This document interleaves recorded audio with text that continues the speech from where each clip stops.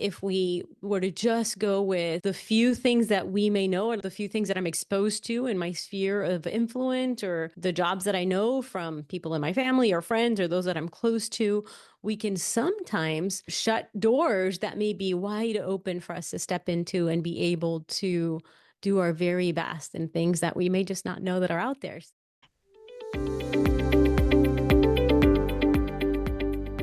Hey everyone, welcome back. I'm so excited to be here with Giselle. This is episode number 3 of 3, and today we're talking about getting super clear on what your next role is, how you can overcome the top 4 mistakes on getting clear, and a couple of success stories. So let's get started. Giselle, I'm great to have you here again. I'm so excited to be back. Thank you. Yeah, absolutely. Absolutely. And I know you've got some stories to share. We were brainstorming right before this recording that sometimes you're in a position and you think it's the right one, but later on, whether it's 5 years, 10 years, 15 years down the road, you're like, I don't know if I'm in the right place anymore. And that's perfectly fine because in this market, and the more we go deeper into this new age, this new job market, the more important it is to recognize that it's more flexible than ever. We're no longer having careers where you're in the same job forever and your job 50 years down the line has to be reflective of the degree you got so long ago when you were really young, right? Maybe didn't know what it was that you wanted to do for the rest of your life. And so right now I'm working with a client, just to give you an example, they've got this law background that's fantastic, but they decided not to get their law degree. And this person, this amazing client, is now moving towards becoming a human resource business partner. And so it feels so different. But the reality is that that law background is giving her a really good expertise to bring into that human resources business partner position because that legal underpinning is usually not missing, but it's not as strong in other HRBPs that come up through the general route, which is HR generalist and then HRBP. They have an understanding of it, but they don't actually have that JD, which gives so much more. It's more of a competitive edge, right? And so that's one of the people that I'm working with. But I know, Giselle, I know that you've worked with someone else as well with a similar situation where they've realized, I want something new and different.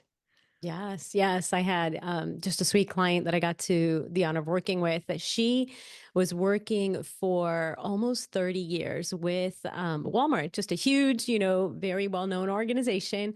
And she did pretty much everything in the HR department for them, anything from case management, associate relations, she's senior analyst.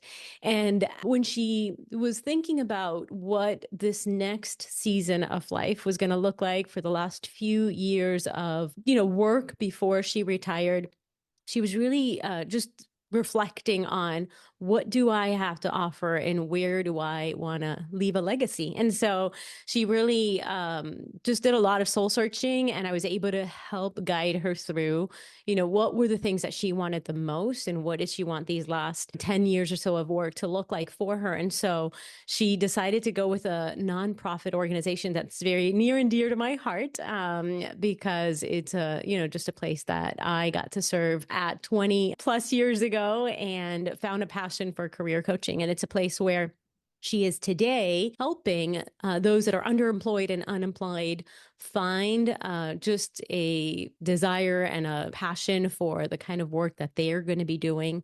And she's pouring into these people of all stages of life that have hit a difficult, roadblock, I should say. And it's helping them really just transition into what they have set for them. So it's a great place that I feel like she can utilize all of her skills and all of her experiences to bless so many people. Oh, I absolutely love that. And I love that. One thing that came to mind when you're saying that is we have points in our life where we need to pivot. Either we're going up one ladder and we realize we still want to keep going up the ladder, but just not this one. And then there's other times when you think, I have put my imprint in the career world. I've reached a space where I'm comfortable financially, but now I'm at a place where I want to give back. I've actually had clients who contact me and we start working together because they're like, I actually want to slow down. I actually don't need to or want to make decisions for my career based on the finances. I want to make it based on, like you said, the legacy. Specifically, you mentioned she's now a program support specialist helping students in a nonprofit. Like, how much more of an impact could you make? Direct one on one human impact every single day. Like, how fulfilling is that? And so, today we're going to talk about the top 4 mistakes that are made as you're deciding what your next step is, as you're gaining clarity. And so, the first mistake we'll hop into is jumping into a job search without having clarity. And I noticed even today, I've had conversations with folks where it's like, okay, I'm applying for jobs and I ask, okay, what role are you applying for? And it's like, I'm not really, I mean, I'm qualified for all these roles. And I'm like, okay, so that tells me your branding isn't targeted. So you're going to get the leftovers of the leftovers, right? People or positions for which there's no candidates, but they see a little bit of a fit with you. And you don't really want those roles. You want the roles where you are uniquely fit, where both you and the organization feel like you're getting exactly what you need. And so, if you feel like you've applied to multiple jobs and haven't heard back, or you don't even know which role to type into that search box, or you feel like your resume is kind of an experience of you, but not necessarily a document to get you into one specific position, then the first step is really to reflect on your career and to start your wish list. Just get things on paper. I know for me, this includes clarifying your decision making patterns, looking at your values, your motivators, and doing a complete and systematic inventory of your career history to find the ups and the downs, right? But for you, Giselle, what do you think? Like, what does this look like for your clients as you start to figure out, like, what do I really want? Yes. It's such an important kind of step in the job search process because sometimes we want to rush into start interviewing or start applying or start, sending my resume to a million places. But you are so right that it's the best when you stop and you evaluate, like, what am I best at? Like, where do I thrive? Where do I use my very, very top skills where I'm not just doing things that I can do, but where am I able to use what I am best wired and equipped to do? And so being able to really identify those and being able to match those with specific positions and even specific organizations is so important. Mm.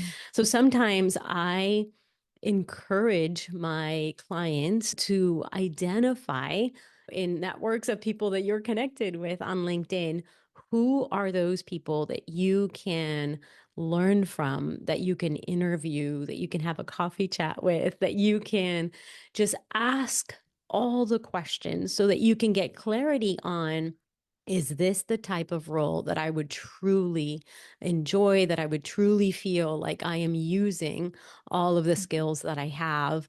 And is this the type of organization that Mhm. I feel like and I'm best aligned to, be able to do that in? Oh, yeah, definitely. I mean, having that one on one conversation can be so enlightening. And one thing I noticed, just to back up, just maybe one step, who do you contact, right? Like, how do you find that list of people to contact?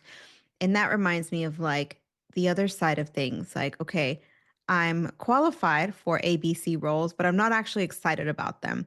And sometimes it's because the title just doesn't sound exciting, but the work can be really enriching and really rewarding. And we won't actually know that.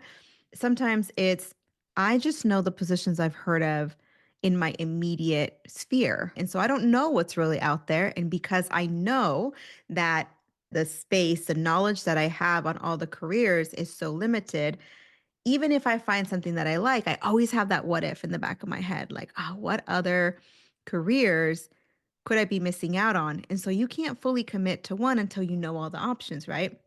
And so the other part that might be helpful for you if you're thinking, oh man, I want to do exactly what Giselle is talking about. I want to get into those conversations and learn more about specific roles, but you still feel just a little bit of gnawing. I would then focus on ideating careers. Picking roles based on the title or the past experience alone is actually a big mistake. So often I hear people, oh, no, I don't like that role. We'll be going through titles just to get a sense of where they are. Oh, I don't like that role. Okay, well, tell me what they do.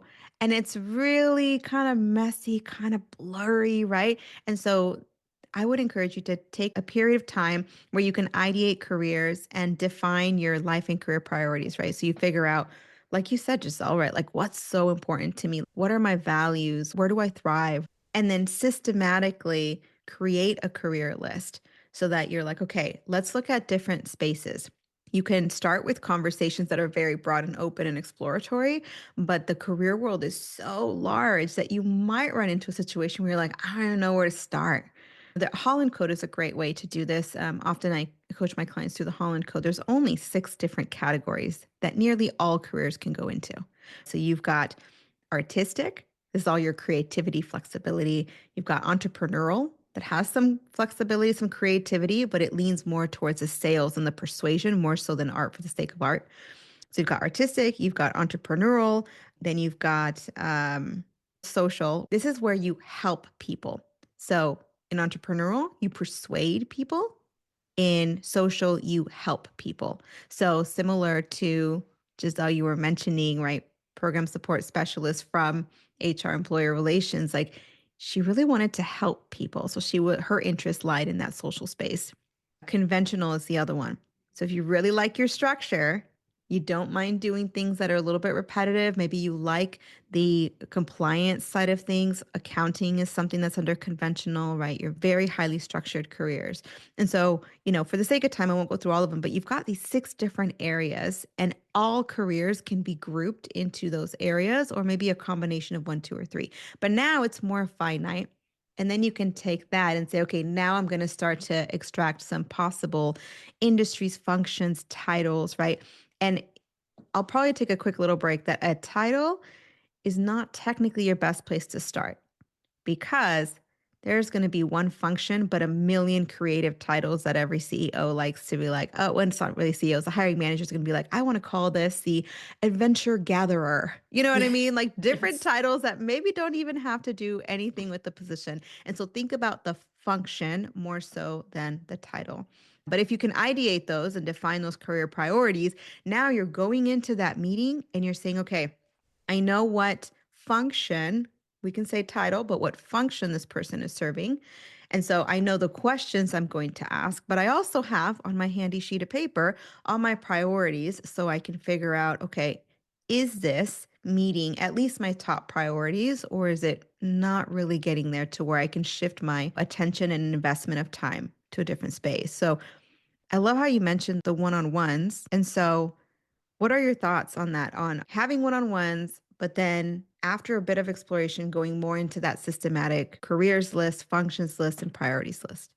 Absolutely. I think that especially today, I mean, there are careers today that did not exist a year ago, and there's going to be careers tomorrow or, in 5 years. Like, I feel like even our students, if we think about students that are in college today, they are learning things that are going to use in positions that don't even exist. And so we've got to be so careful to sometimes, say, well, I only want to do this or that. And especially if you're saying like, I only want to look at these job titles, there's job titles that don't exist today that we need to be able to be open to. So like you're saying, knowing what are the things that whether it's your personality type and, the things that you mentioned, like the others were realistic, investigative, all of those are Yes. just so good to identify and to know these are the things that I am hardwired to be able to perform, to be best at, to be able to give,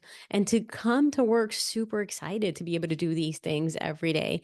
Because I feel like if we were to just go with the few things that we may know, or like you said, the few things that I'm exposed to in my sphere of influence, or the jobs that I know from people in my family or friends or those that I'm close to, we can sometimes, shut doors that may be wide open for us to step into and be able to do our very best in things that we may just not know that are out there. So taking that time to really do the research and find out what is out there that really matches the way that I'm wired and the way that I know I can perform, all these skills and accomplishments and even things that I've learned through my past. Because sometimes we look back and we're like, man, it could be really messy if I were to try to draw a line of like how I ended up here from these 3 different other jobs. Yeah. But when you look back, I don't know, sometimes 20 years, you're like, I know exactly why I had that crazy job when I was really young, because it taught me or it gave me the perspective to be able to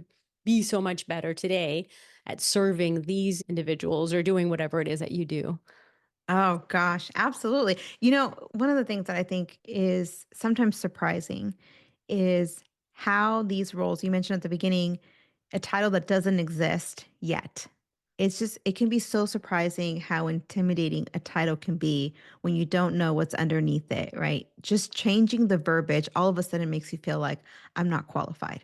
And Mhm. that's one of the big pieces that I think this process of gaining clarity, it kind of lifts the veil. It kind of removes that mysteriousness. And once we can talk to someone who can explain this career, explain what you do and the skill sets needed and what's your day like, right? In these normal everyday terms, you start to realize, okay, it's going to take me a week or two to learn the terminology, but like I've done this before and I have skills that I can bring from each of my different experiences. And so part of it, as you kind of go through and explore and compare careers, it's like figuring out what you bring in those first phases in that reflection phase, and then being able to compare and contrast when you ask questions of those folks in the one-on-ones.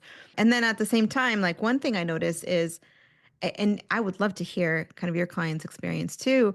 One thing I noticed, and I didn't anticipate this to be a part that clients really appreciate, but they really appreciate like the data driven process and the structure, because I realize what they love is the exploration and the dreaming side of it. And the like, let's talk this through. Let's see what really resonates. They really enjoy using their intuition. And so if you're listening right now and you're like, yes, that's me. I Hmm. really want to be able to see the patterns, right? A lot of what I do in the program is I help them to add the structure and the data to it. So figuring out, okay, here's where we think intuitively it's leading. Let's look now at, what you've gotten from these positions. 3 of them said that they have the salary that you want. 4 of them said that they have. And so this is a very simplified version of it, but like comparing it across every single piece that was a priority for you and which one meets the most. And, is salary, there might be one position that makes a higher salary than all the others, but when you look at every other marker, it doesn't really meet what you want. So are we making a decision based off what society expects or our family expects, or are we making it truly based on our priorities? And so that's one thing, is kind of separating the two, right? Adding structure to where you don't need to think about it, and then having the space to think more intuitively and to just kind of like explore. It's kind of like when you go to a store, you go to Bloomingdale's or something, and you're in there and you're like, I don't want to look at the price tag. I don't want to look at the size and this and that and see if it fits. And no, no, no. I just want to find the most beautiful, great fitting dress. Like, I just want to find the beautiful dress. And once I find the beautiful dress, let's figure out everything else, you know? Hmm. Yes. I love that. And I do find that it is sometimes the hardest part is to slow down enough, because when you're in a job search, you're like, I just have to do, to get this job. But sometimes slowing down enough to really self evaluate, like, what are the things, right, that I really want? What is it that's going to make me wake up on Monday morning and be excited to go to work? And so finding out what these specific things are that maybe that I see in those that are around me, that excites and something that I can relate to, that I'm like, yes, I would love to be able to do something that has that end result versus, doing something that could be really tedious, or for some, right? Like, I mean, let's talk, like, for example, if you want to be an accountant versus a data analyst versus, an HR representative, like the skills are so different. But knowing how you're wired and knowing what brings you joy and what lights you up is going to be so important. So taking the time to slow down enough to evaluate, to like you said, to check off, like, okay, these positions have this in common, and these are the things that I feel like I am best equipped at, and maybe these are a couple things that I may not enjoy, but what percentage of the job is that, right? The stuff that I may not enjoy, because honestly, every job is going to have something that we don't like, but we just need to notice, like, what is it that we absolutely, really find joy in, and that's something that we can really focus on and identify, so that when we have to analyze the different positions that are out there, and when we have to decide, because this is a huge, huge, huge decision, is what am I going to put all of my eggs in that one basket. And I say it like that because if you are someone that's considering two jobs and you're like, I'm going to look at these two positions and I'm going to apply to all the things and I'm going to customize my resume and do all the things. But here's the thing. You are competing with people that are putting 100% of their effort into one job. And so if you're only able to give 50% of your effort and your time and your emphasis to this one specific job, you're competing with someone that's putting 100% of their effort and their tweaking and all the customization to that same job. And so it is really hard to make someone identify what's the one thing that you want to really focus on and try to put all of your effort into. But it is worth taking the time to identify that. Oh my goodness. Thank you for sharing that because I think too often we don't know what we don't know. And I just come across so many conversations where it's like, well, I really don't think I should niche in because then I don't want to. And I hear this so much. If you've said this, I'm sorry, not sorry at the same time, because I hear this so often. Oh, well, I just don't want to close the doors on any opportunities. I'm telling you right now, you're closing every single door by saying that. I'm being very frank and very honest with you. You're closing every single door because we're in a market and regardless of the market, this just happens to be an even bigger downturn, which by the way is also a bigger opportunity. Conversation for a different day. But we're in a market where being a jack of all trades makes you literally a gallon of milk. And the cheapest gallon of milk is the one that gets purchased. You don't want to be a commodity. You want to be someone who is branded, who says, this is what I do. This is a problem that I solve. And so when a company sees it, they want to feel special. They want to feel like, oh my goodness, this is a great fit on so many levels, as opposed to, we just need to fill a seat. Right. So Yes. don't be a seat filler. Seat fillers come very, very inexpensive. And I say that, and I know it could come across harsh, but it's because I care about you. And I know that your skills are worth more than a commodity. They're worth more than just someone filling a seat. They need someone who is an expert, and you are an expert. So brand yourself like an expert in that space. So as we're talking about this, we have gone through several of these big mistakes and how we can overcome those. The last one is when you're starting to get into the job search, so many folks, even though you've targeted and you're like, I found the position that I'm interested in, you can still be really vague and general in application. So if you're finding that you still feel like, even though you know what job you're interested in, you're saying things like, I'm open to anything, or I could do project management or HR or training. If you're putting all this experience in your resume because you're not exactly sure what's going to speak to that next employer, maybe your LinkedIn is more general and your resume is more targeted. That's conflicting. That's adding friction to the process for the hiring leader. And so, one of the things that you can do to avoid this mistake of continuing to be vague or general in applications is to go through the process, not only, steps 1 through 3 to figure out, okay, this is a job that I'm interested in, but also validating and confirming your primary role and potentially your industry and even the parameters for your ideal company.